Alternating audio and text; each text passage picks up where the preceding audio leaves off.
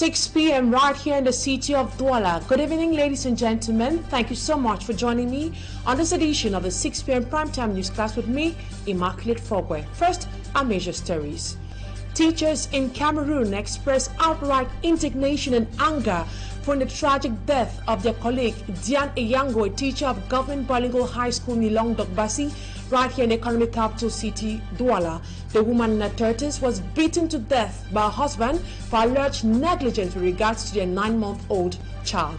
And we equally in this newscast, we talk politics as several militants of the Social Democratic Front SDF party are reported to have resigned. They blame their resignation on the non-respect of the party's text by the new chairman Joshua Osi.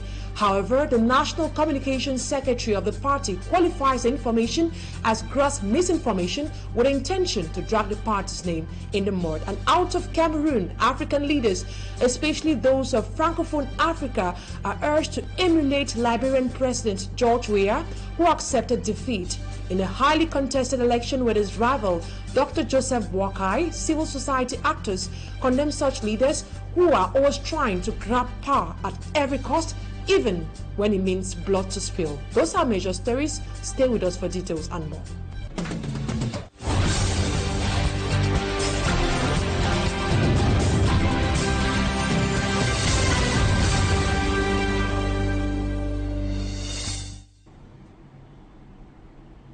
Thank you so much for staying with us. You are on to the 6 p.m. edition of the Primetime Newscast. Wild flames have consumed medical equipment worth millions of francs CFA on the 3rd floor of the Entree Porte La Cantini here in Douala. The owner of the building says he has no clue of what might have ignited the flames, given that he was asleep. We have details with Mala Glory. Smoke still emitting from one of the buildings that was caught by the wild flames. Office equipment, medications and other medical appliances have all been ravished by the inferno in the early hours of this Monday, November 20th. The incident took place at Ancien Port La Quintini Hospital in the Douala 1 municipality. J'ai été informé autour de 8 heures passées. J'étais déjà à mon lieu de service à Bonaprison que I was informed around 8 a.m. that the house was on fire. My father was the only person living here. Thanks to the intervention from friends, he was saved from the building. Qui a cassé tout, le fait sortir, il était encore dans le sommeil quoi, donc il a pu sortir mais tout a brûlé. Report says the fire erupted in a 3-floor story building while the owners were asleep. Je dormais encore là. Quand les gens I was sleeping when I heard people screaming, saying fire, fire. That was how I got up from my sleep. I don't know what exactly happened. C'est passé pour qu'il y ait feu. Qu'il y ait le feu là-bas. On m'a sorti. Thanks to the mobilization from the population, the deployment of firefighters, the flames were contained. Individuals operating business on the 1st floor of the building, out of fear, packed their goods from their shops. And now to the sad story. A man is reported to have killed his wife in the Dogbasi neighborhood, precisely in the Douala 3 subdivision. The man is said to have allegedly beaten his wife to death for allegedly neglecting the health of their 9-month-old baby. We have details in this report done by Cedric Chakutio. Je suis allée d'un partenaire à un autre et après je me suis arrêtée. J'ai réfléchi, j'ai pensé, j'ai dit maintenant je peux. Donc le mariage est venu et les enfants ont suivi. 30 years old Diane Eyango, teacher of the Government Bilingual High School of Dogbasi, dies after she was brutally beaten by her husband. On a video which circulated on social media, one could hear Diane crying and denouncing the torture she went through in her husband's hands. Mama, I'm weak. I'm weak, Mama. I'm weak, I'm tired. I'm weak and tired. Trop de menaces, Maman. Trop de menaces. Eric va me tuer. Eric va me... Qu'est-ce que j'ai fait? For her colleagues and some students, she was a very hard-working woman and who also was on the right path and never showed any emotions on what she was feeling in her house. C'est une nouvelle qui nous a beaucoup attristés. Diane Yango, c'était une fille, une jeune dame tellement dynamique, tellement forte d'esprit, qu'elle ne laissait pas transparaître sa souffrance conjugale. Nous sommes déçus par sa mort. Nous ne savons pas quoi dire, mais que son âme repose en paix. Vraiment, nous sommes tellement choqués qu'un tel produit de l'éducation camerounaise puisse s'en aller ainsi. On voudrait vraiment que les autorités prennent son cas en considération pour que celui qui a causé son meurtre puisse payer. According to Marlene Dunber, her counselor, Diane for the past years has been maltreated by her husband but was afraid of exposing her husband. Diane was weak and tired. That was her words when she came for her first consultation. And as I used to do with my patient, I asked her a question: what do you want?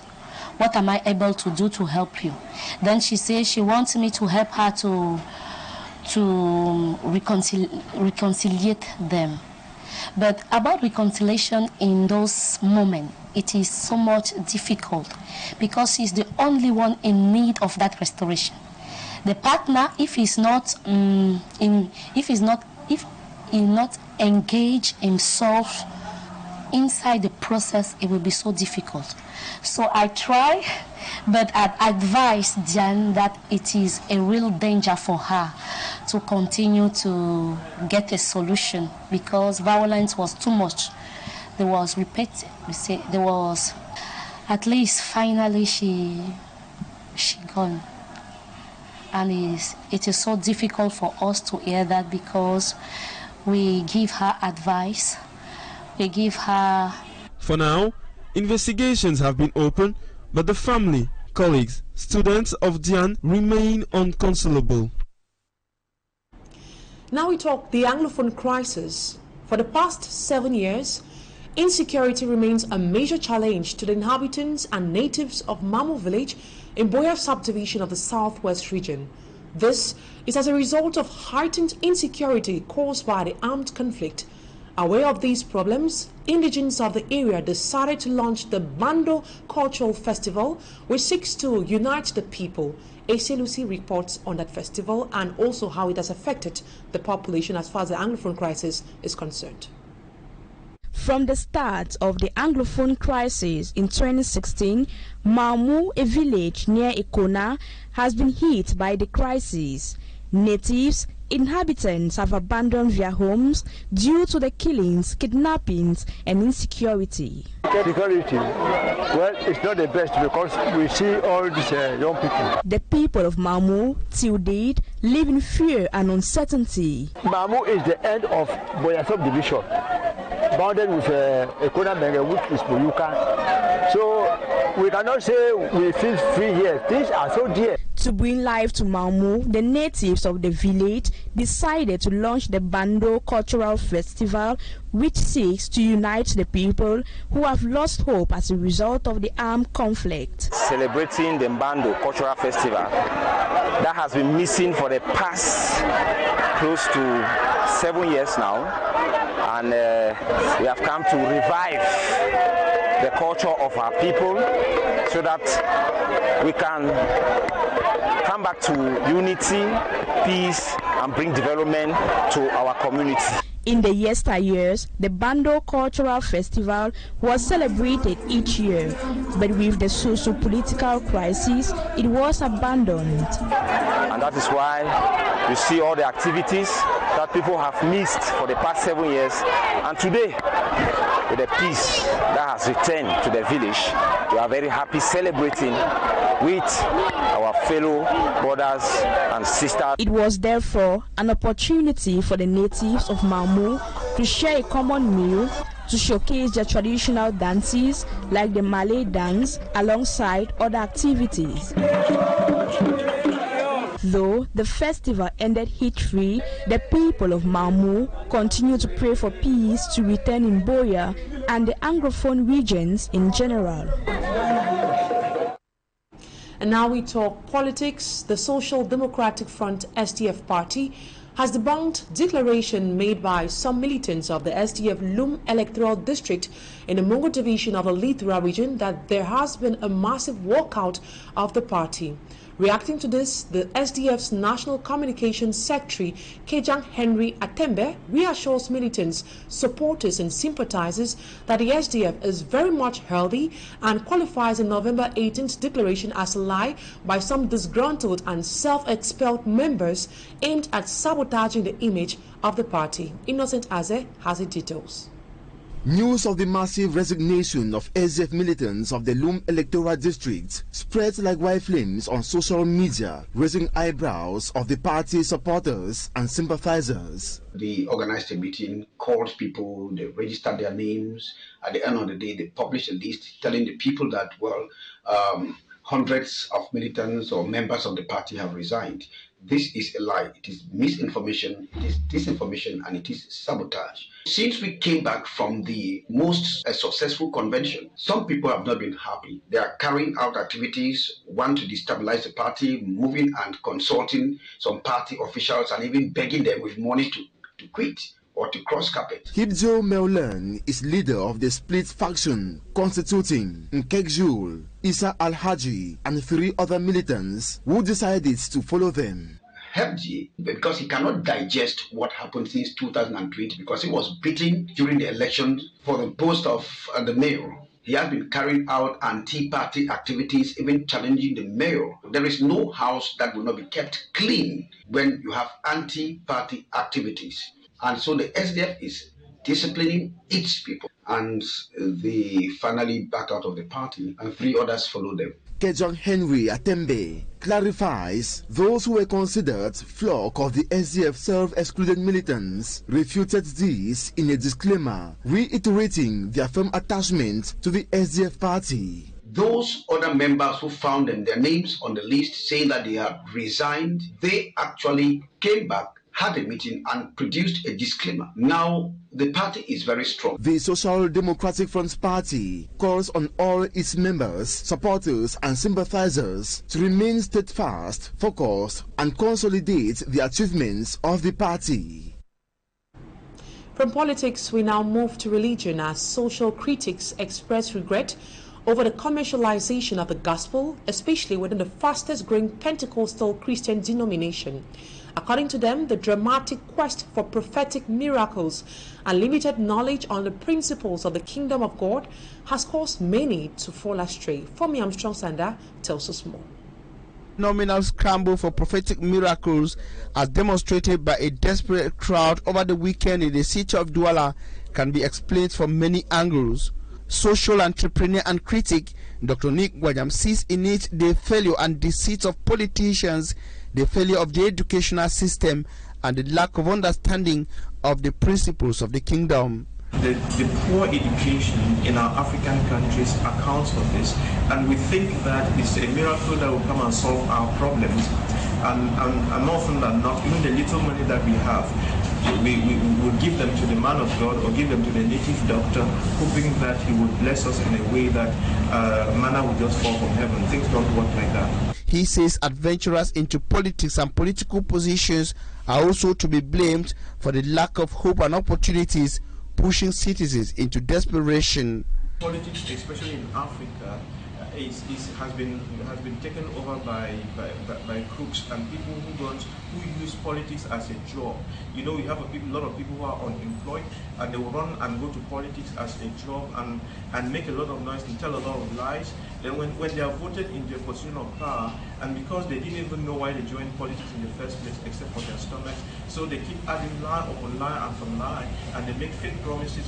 So at the end of the day, after so many years, people have been tired and can see through all this band of politicians. On a religious scale, Dr. Nick Nwanyam argues that most followers lack the understanding of the principles of the kingdom. It's a sign of poverty, material poverty, spiritual poverty, emotional poverty, and a poverty of understanding. Concerns over the Pentecostal Church and its method are not new in Cameroon. Back in August 2013, President Paul Biya ordered over 100 churches to be closed down on the grounds of criminal practices organized by Pentecostal pastors. It was also alleged that pastors were taking advantage of poor and desperate people. And on to something else, African leaders, notably those described as sit-tight leaders in Francophone Africa, have been urged to emulate the example of outgoing Liberian President George Weah, who accepted defeat and congratulated his challenger, Joseph Boakai. Political analysts say that is the right path all African nations should take for the well-being, growth, development and stability of the continent and its people. Babla Jonathan tells us more. President George Weah's decision to accept defeat and the fact that he called his challenger, former Vice President Joseph Boakai, to congratulate him for his victory in Liberia's second-round presidential election is described as a powerful political action that strengthens the country's democracy and stability and deepens her peace. Political science researcher Abdelaziz Moundin Jimbam says it is a good example for Africa and a proof that it is possible to have peaceful change at the helm of state and peaceful and stable African nations where the outgoing presidents are not predestined winners of elections. On the same story, we also spoke to Dr. Itai Wane, Cameroon-born professor of political science at the Karl Schuckler International University of Germany. He elaborates further into the lesson from Liberia's presidential elections. Take a listen to him. Happened in Liberia will greatly contribute in eroding the idea that always made the notion of democracy in Africa to sound like a cruel oxymoron. The world had gotten used to elections-related conflicts on the continent that often reinforced stories evoking horrifying images of widespread social, economic, and political degradation of an African continent that is so diverse and so complex. Many African countries sit tight autocratic leaders under the tag of their achievements and great visions have taken their countries hostage for too long, especially those of the Central African region. The unfortunate thing is that sit-tightism, under the pretext of accomplishments, is like a house of cards, and the longer these leaders hold firm to their seats, their houses of cards eventually crumble and their achievements go up in flames. So the one important lesson that we can learn from the outcome of the Liberian election is that, contrary to popular belief, Africa can reverse course and institutionalize stable democratic governments by changing leaders and public mentalities. In his concession speech, President George Weah reassured observers of African politics that the winner-take-all practice in African political competitions that has often been responsible for the elimination of any opposition as well as any political competition subsequent to elections is now outdated.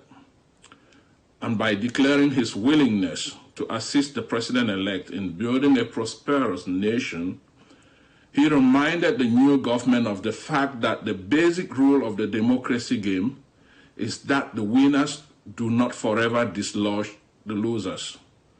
President Weah's courageous call on his supporters to continue to believe in the Liberian electoral system is an inevitable step for the consolidation of democracy. This is the kind of practice that should be fostered on the African continent. Dr. Itai Wane, political science professor based in Germany. And now we take sports. The 8th playing day of the League One Championship was marred by poor refereeing and lighting systems. Fans of Young Sport Academy of Bamenda decried the referees whom they believe were sent to spoil their game. Meanwhile, players of Kolom of Jan Lobo equally decried the obscure nature of the stadium. The side attractions of the matches over the weekend were Smart Chikan Gabriel. The fans of Young Sports Academy of Bamenda struggled to force their way into the pitch in Bafoussam during the match against Victoria United of Limbe. The fans believed their team was cheated by the men in black. We saw Victoria United defeating Young Sports Academy 0-2. You saw for yourself what the referees did. At the 5th minute of play, my player took a ball from the goalkeeper of Opopo. It was considered a foul. I don't like talking about the men in black, but they have exaggerated. Even players on the pitch at one time almost started a fight. The sporting director of Young Sports Academy is also frustrated. The football we used to enjoy, it's unfortunate that we cannot enjoy that same football today because a team has spoiled the game. Every match this particular team plays, it is controversy. Every match this particular team plays, it is controversy. We cannot do any other thing. We are only calling on the officials to please handle us this game the way they are supposed to. It was Opopo's second victory of the campaign. Elsewhere in Yaoundé, the match that saw Colombe of Jan Elobo trashing Bambutus FC of Mbuda 5-3 was also marred by lightning problems observed on the pitch. A media release from the temporal committee managing the championship states that it was a misunderstanding between Fecafoot and the institution taking care of sporting infrastructures in the country. In a whole, 31 goals were scored in 9 matches played, 8 of them ending in victories and 1 draw.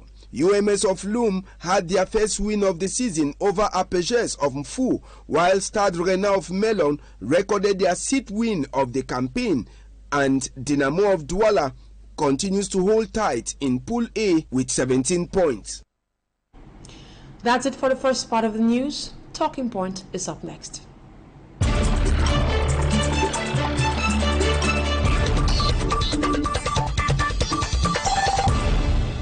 Tonight on Talking Point, I'll be receiving a sociologist known as Dr. Olive Ejang Tebu, and we'll be discussing about religious tolerance.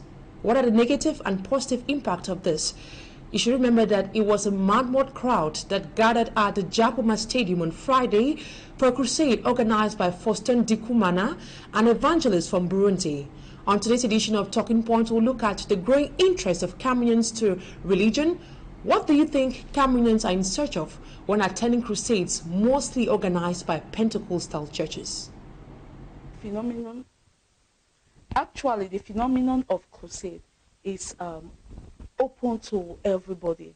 You know, it is a matter of choice. So Cameroonians have the right to choose to attend crusades or not. So attending crusade is not restricted to a particular group of persons. But you know, increasingly we have realized that Cameroonians are much more religious oriented, religious focused, and that is why when we have crusades of this magnitude, you see most people want to be there.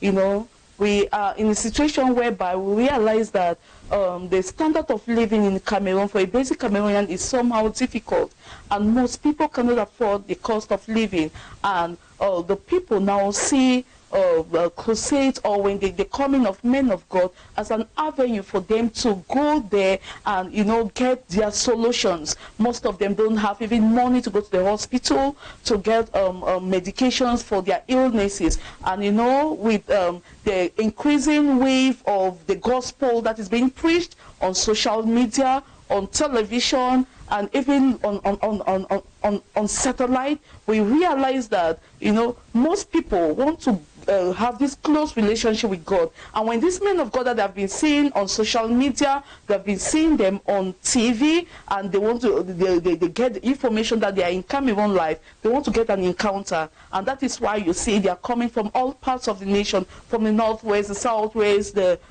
center region, I mean just all parts of Cameroon, because they want to have them one-on-one, and that is why you see them coming in their numbers. So that religious consciousness is there.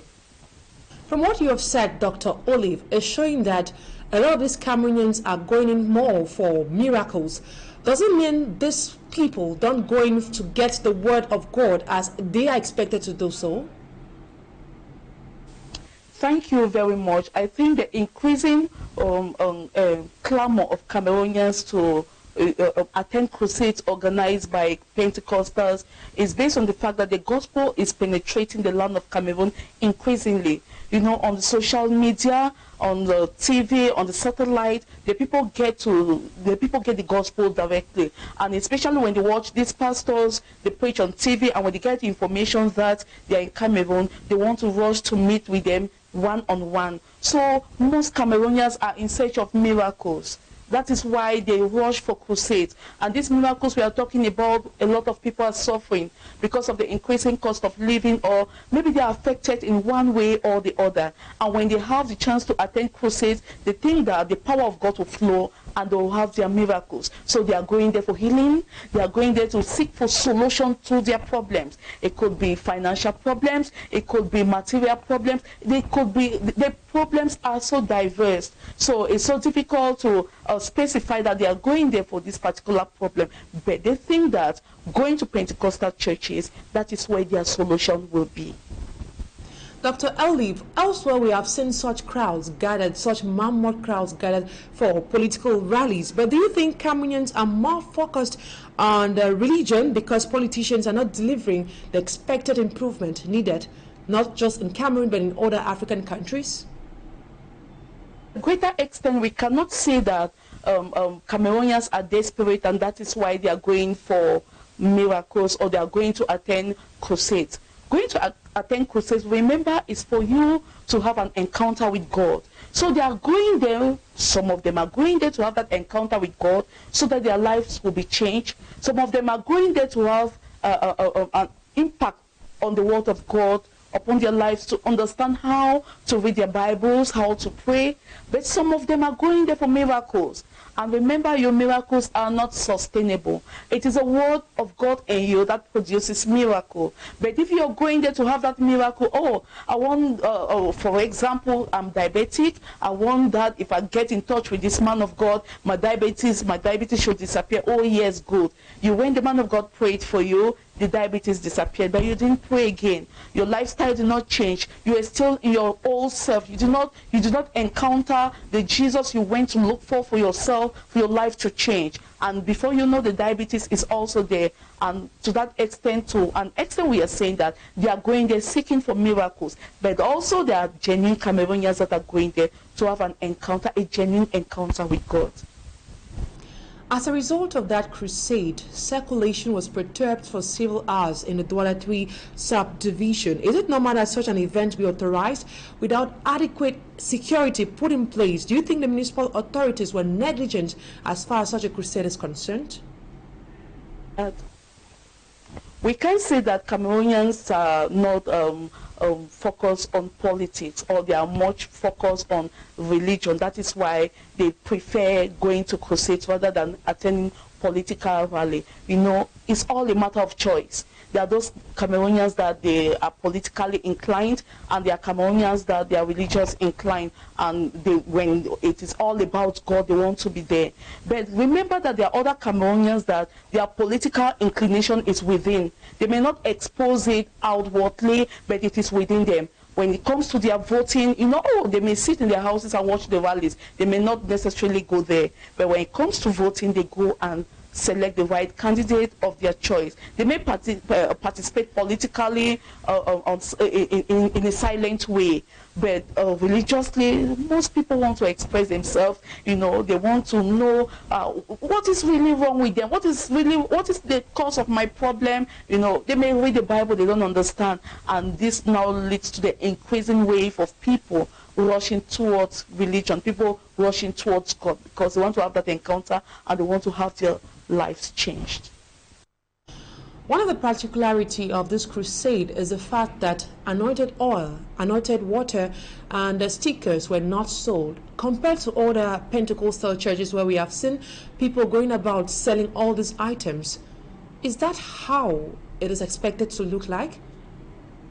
Should we be worried about such a situation? With me, you agree with me that Douala is the economic capital of Cameroon, and such mammoth crowd has not only come out when we have religious gatherings. There are other gatherings in Cameroon also that we have seen traffic being perturbed. We have seen traffic hold up for a good number of hours, not necessarily crusade. But I want to tell you that before such crusade, they are being authorized by the divisional officer of where the crusade was taking place, and normally it is after such authorization of a crusade of that standard, it is always good for the municipal authorities to put the security measures in place. For example, we have the municipal police officers now, or maybe I call them municipal police, sorry. We have them now that they can go out and help out, and maybe the crowd was more than the security put in place. So my advice is that next time municipal authorities and divisional authorities also should take concrete, adequate measures to ensure that security is not perturbed or traffic and circulation is not perturbed during such rallies. Dr. Olive Ejang Tebo, sociologist based in Bangem, that is in the southwest region of the country. Thank you so much for being part of Talking Point tonight. And thank you, ladies and gentlemen, for being with us on today's edition of the 6 p.m. Primetime Newscast. Stay in the company of Serge Alain Odo with the program Equinoxe. Have a wonderful evening.